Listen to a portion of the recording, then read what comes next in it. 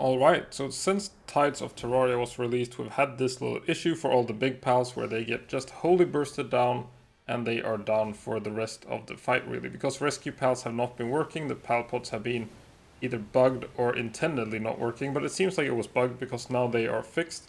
You can see the jet dragon just turning combat off there, rescuing all those pals. So big pals are back, you can use your big pals again together with these rescue pals, and the rescue pals do make all the raids extremely or a lot easier. So it's just something you can use. You will see something else they added as well, is that pals, when they get low, they will sort of take themselves to bed. You can see the laser skill going out if you're not in the base, just lined up perfectly there. You can see a couple of the Bastigors just head off to bed. I think it's when they're below like 20 or 15% or something like that, they will go and heal.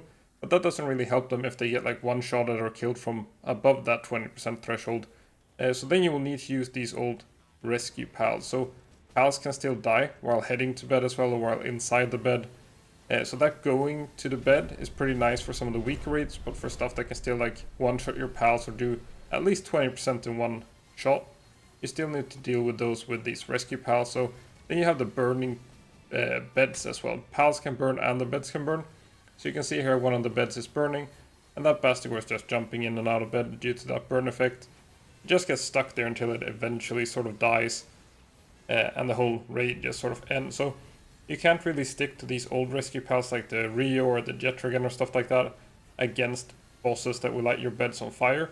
I think all the bosses, maybe even Moonlord, lights them on fire, so it's pretty nice to use an alternative then instead. You also get this sort of effect where the pal pods burn, it stops the healing, and also burning pals will stop healing in bed. So if they get hit by something, it seems that they stop healing, and being hit by burn counts. So really it may be back to this sort of like water and fire pals thing that it was before the pal pods got nerfed. You can see here, something that you can do is just use these rescue pals that are also port watering. They will first extinguish the fires and then rescue the pals as well. It's just a nice thing, makes the pal pods actually work with these non-fire and water pals a little bit better. But I think like in general, it might be better to go back to some of these fire pals, but Bastigor seems to work pretty fine as well. You can even do some rescuing yourself. So for these old raids, it's kind of up to you how you want to do with like using water or fire pals and doing the extinguishing thing versus just trying to nuke him down with max Bastigors and stuff. But really something to keep in mind, just this party pal will not get focused by the boss.